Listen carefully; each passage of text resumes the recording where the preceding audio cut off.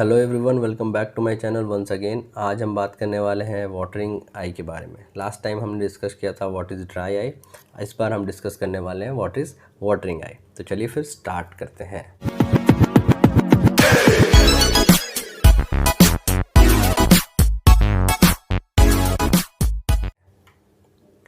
तो सबसे पहले एबनॉर्मलिटी को पढ़ने से पहले हमें पढ़ना पड़ेगा व्हाट इज़ नॉर्मल, राइट। तो सबसे पहले देखते हैं what is the anatomy of the lacrimal apparatus। Okay, क्या फंक्शन है, कैसा दिखता है हमारा लैक्रिमल apparatus, ठीक है, क्योंकि सारा खेल इसके अंदर ही होता है, वाटरिंग और dryness what ever that is. तो सबसे पहले लास्ट टाइम हमने डिस्कस कर लिया था कि लैक्रिमल ग्लैंड जो है, ठीक है। सबसे पहले देखते हैं ये क्या क्या है। सबसे पहला आता है lacrimal gland. Lacrimal gland will produce some tear secretions and tear secretion will eventually go into the conjunctival sac. कंजंक्टिवल सैक के अंदर जाएगा। उसके बाद आता है superior lacrimal punctum, inferior lacrimal punctum. ये इन्फीरियर लैक्रिमल पंक्टम से इवेंचुअली जाएगा नेजो लैक्रिमल डक्ट के अंदर जो टीयर प्रोड्यूस हुआ है, और उसके बाद सीधा निकल जाएगा नोज के थ्रू। Okay, inferior methods. ये हमारा जनरल एनाटमी है। अब बात करते हैं लैक्रिमल पंप फेलियर की, लैक्रिमल पंप मैकेनिज़्म की। लैक्रिमल पंप मैकेनिज़्म की बात करें तो ये कैसे काम करता है। सबसे फर्स्ट ऑफ ऑल मैंने बताया कि आपके कंजंक्टिवल सैक में आपका जो टीयर्स है वो आके एक्युमुलेट हो गया। एक बार एक्युमुलेट हुआ तो हमने क्या किया, हमने किया ब्लिंक। अब ब्लिंक करने से एक प्रेशर ग्रेडियंट यहाँ पे क्रिएट हुआ। प्रेशर ग्रेडियंट क्रिएट होने के बाद क्या हुआ, यहाँ से जो फ्लूइड एक्युमुलेट हुआ था कंजंक्टिवल सैक में, that will come to the nasolacrimal duct and eventually descends down, eventually नीचे की ओर जाके वो ड्रेन हो जाएगा। ये क्लियर बात है। तो फॉर्मेशन कहाँ हो रहा है, अगर हम पिछले वाले डायग्राम को देखें तो फॉर्मेशन हो रहा है आपका लैक्रिमल ग्लैंड के अंदर, और ड्रेनेज हो रहा है ये आपका पंप लैक्रिमल ग्लैंड के अंदर। उसके बाद ड्रेनेज हो रहा है आपका through superior lacrimal punctum, inferior lacrimal punctum, eventually its comes down to the inferior methods. Okay, ये इतनी सी बात है। हमने नॉर्मल देख लिया, व्हाट इज़ नॉर्मल हमने सब समझ भी लिया। अब हम जानेंगे what is watering of eyes. तो watering of eyes is basically the excessive production of the tears in the conjunctival sac. इसका मतलब ये होता है कि जो normal amount of water produce होना चाहिए, दैट इज़ फ्लूइड सिक्रेट होना चाहिए, उतना फ्लूइड सिक्रेट होने के बावजूद उसमें बहुत ज़्यादा फ्लूइड प्रोडक्शन हो जा रहा है, ठीक है। तो एक्सेसिव फ्लूइड प्रोडक्शन और excessive flow of tears inside the conjunctival sac will lead to the watering. Okay, उसके बाद कॉजेज़ की बात करें तो it may be hyperlacrimation और इपीफोरा। तो जितना अमाउंट ऑफ, मैंने बोला कि जितना अमाउंट ऑफ टीयर प्रोडक्शन होना चाहिए उससे ज़्यादा हो रहा है, that is a hyper lacrimation. And epiphora is a such a condition, ऐसा कंडीशन है जहाँ पे जो ड्रेनेज होना चाहिए वो ड्रेनेज नहीं हो रहा है, दैट इज़ इनएडिक्वेट ड्रेनेज। इसको समझने के लिए सबसे एक ईजी सा एग्जांपल मैं दूँ। आपके घर में जो सिंक है, वॉश बेसिन है, उसका जो ड्रेनेज है, सपोज़ वो ख़राब हो गया, तो आप ऊपर से पानी डालोगे तो that fluid will accumulate inside the sink. Okay, क्योंकि वहाँ पे ड्रेनेज का प्रॉब्लम है। सिमिलर थिंग हमारे यहाँ पे प्रॉब्लम होता है। अगर यहाँ पे कुछ ड्रेनेज के अंदर प्रॉब्लम हुआ, नेज़ोलैक्रिमल डक्ट के अंदर प्रॉब्लम हुआ, कैनालिकुलाइज के अंदर प्रॉब्लम हुआ, तो जो इतना टीयर प्रोडक्शन नॉर्मली हो रहा है that will get accumulated into the conjunctival sac, और उसके बाद वो इवेंचुअली ड्रेन नहीं हो पाएंगे, तो ये प्रॉब्लम कॉज कर देगा, दैट इज़ वाटरिंग। ओके, तो अब हम बात करते हैं इटियोलॉजी की। इटियोलॉजी की बात करिए, हमने दो कैटेगरी में इसको डिवाइड करा, that is hyper lacrimation stage and epiphora, that is inadequate drainage. तो सबसे पहले हाइपर लैक्रिमेशन स्टेज को देख लेते हैं। तो प्राइमरी हाइपर लैक्रिमेशन का कॉज जो है, तो that is primary hyper lacrimation. तो primary hyper lacrimation is very rare, ठीक है, क्योंकि ये डायरेक्ट होता है। कैसे? Direct stimulation of the lacrimal gland की वजह से। अगर डायरेक्ट स्टिमुलेशन होगा लैक्रिमल ग्लैंड के अंदर तो that is called primary hyper lacrimation,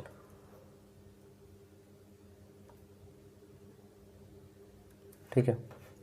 ये स्पेलिंग गलत थी, सॉरी।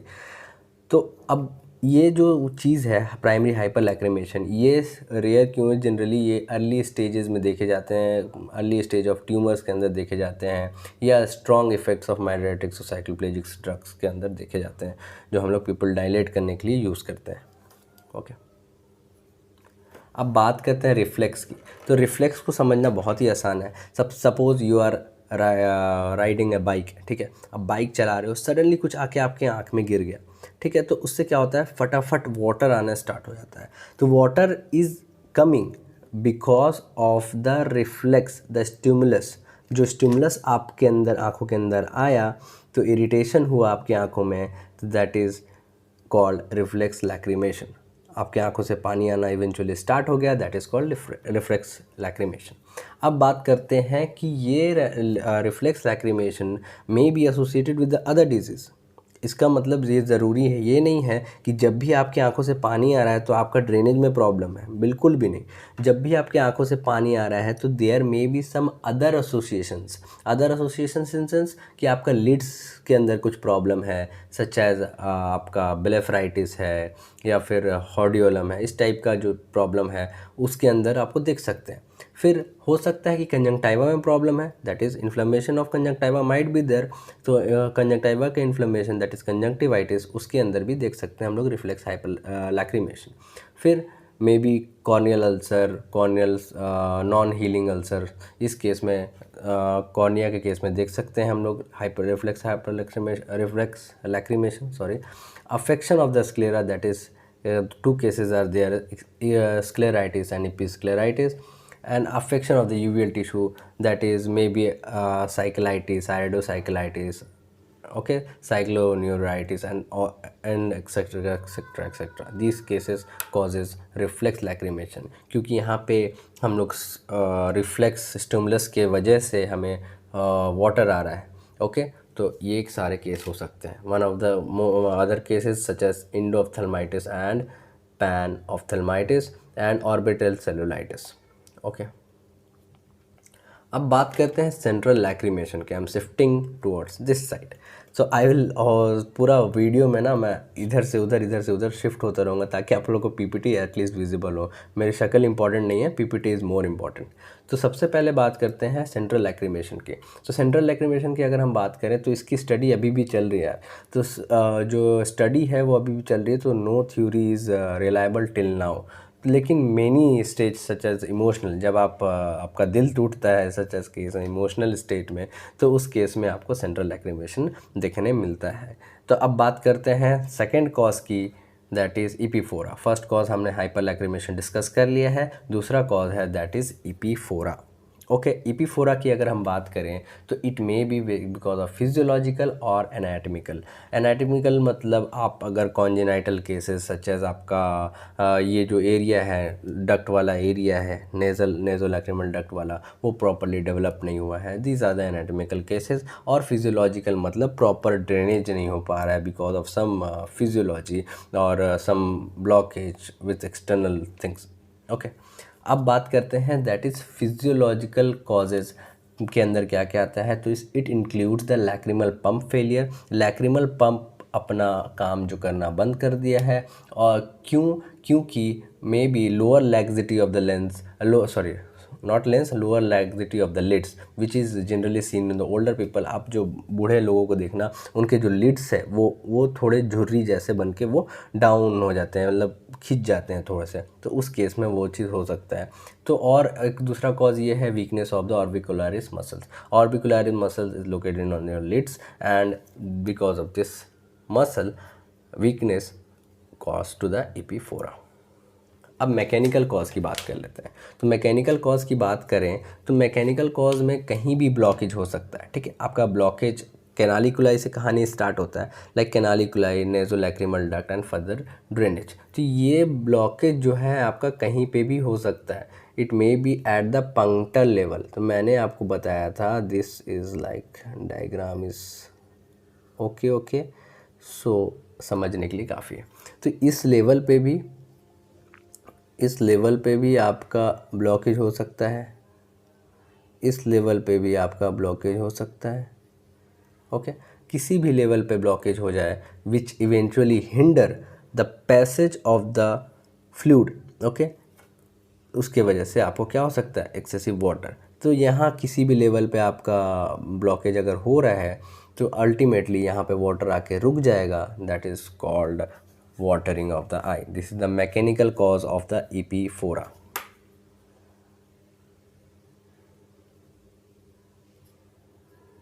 अब देखते हैं clinical evaluation. How will we evaluate when the patient comes to us. जब भी पेशेंट हमारे पास आएगा तो हम लोग इवैल्यूएट कैसे करेंगे कि ही हैज़ वाटरिंग आई। तो सबसे पहले हमने बताया ना रिफ्लेक्स लैक्रिमेशन, ये बहुत ज़्यादा मेजर है। तो सबसे पहले हम लोग क्या करना है, उसे स्लिट लैम्प के अंदर बैठा के मैग्नीफिकेशन के अंदर उसको डिफ्यूज़ इल्यूमिनेशन यूज़ करते हुए उसका पूरा आई की एग्जामिनेशन करनी है। और हमें पता लगाना है कि आइदर कॉर्निया इज़ इन्वॉल्व और either that lids is involve, conjunctiva is involve, anything और स्क्लीरा इज़ इन्वॉल्व। तो ये पहले रूल आउट कर लेना है कि ब्लॉकेज से पहले हमें ये देखना है कि अदर कॉज तो नहीं है उसके साथ एसोसिएट। अगर उसके साथ कुछ और कॉजेज एसोसिएट होंगे तो first we have to treat them, okay. Second आता है रीगर्जिटेशन टेस्ट ना, बहुत ही ईजी सा टेस्ट है। तो हम लोग क्या करते हैं, पंक्टा यहाँ पे छोटा सा होल आपको दिखेगा, तो आप एक बार ट्राई भी करना अपने ऊपर। तो यहाँ पे होल है, अब हम लोग अपना इंडेक्स फिंगर लेके यहाँ पे प्रेस करते हैं, लाइक यहाँ पे प्रेस करेंगे। अगर किसी का ब्लॉकेज है या थोड़ा सा हिंड्रेंस है ड्रेनेज में तो समथिंग विल रीगर्जिटेट। रीगर्जिटेट मतलब कुछ कुछ वहाँ से निकलता हुआ आपको दिखेगा फ्रॉम द पंक्टा। ये स्मॉल सा होल है ना, इसको आप यहाँ पे प्रेस करोगे तो आपको कुछ ना कुछ वहाँ पे से निकलता हुआ दिखेगा, that is called regurgitation test. अगर रीगर्जिटेशन टेस्ट पॉजिटिव है तो we have to see the what are the cause of obstruction. तो अब बात करते हैं fluorescent dye disappearance test. Fluorescent, its fluorescent, sorry, again the spelling mistake.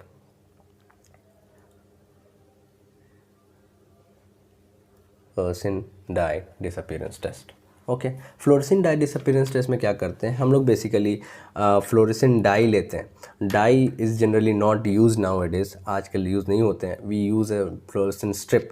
तो fluorescent strip के ऊपर हम लोग क्या करेंगे, पहले पेशेंट के अंदर एनेस्थेटिक ड्रॉप्स डाल देंगे, such as paracaine, xylocaine, whatever you want to do. So हम लोग क्या करेंगे, पहले एक ड्रॉप डाल देंगे, उससे पेशेंट का रिफ्लेक्स ख़त्म हो जाएगा। उसके बाद क्या करेंगे, हम इसके अंदर फ्लोरेसेंट स्ट्रिप लगाएंगे इनटू द कंजंक्टिवल सैक। और कंजंक्टिवल सैक में डालने के बाद we will observe for 2 minutes approximately. अगर तो वो क्या हो रहा है, फ्लोरेसेंट डाई इवेंचुअली गायब हो जा रहा है वहाँ से 2 मिनट के अंदर अंदर, तो हम लोग समझ जाएंगे अच्छा इसका ब्लॉकेज में कोई प्रॉब्लम नहीं है, so we can go further, that is not a blockage issue, okay.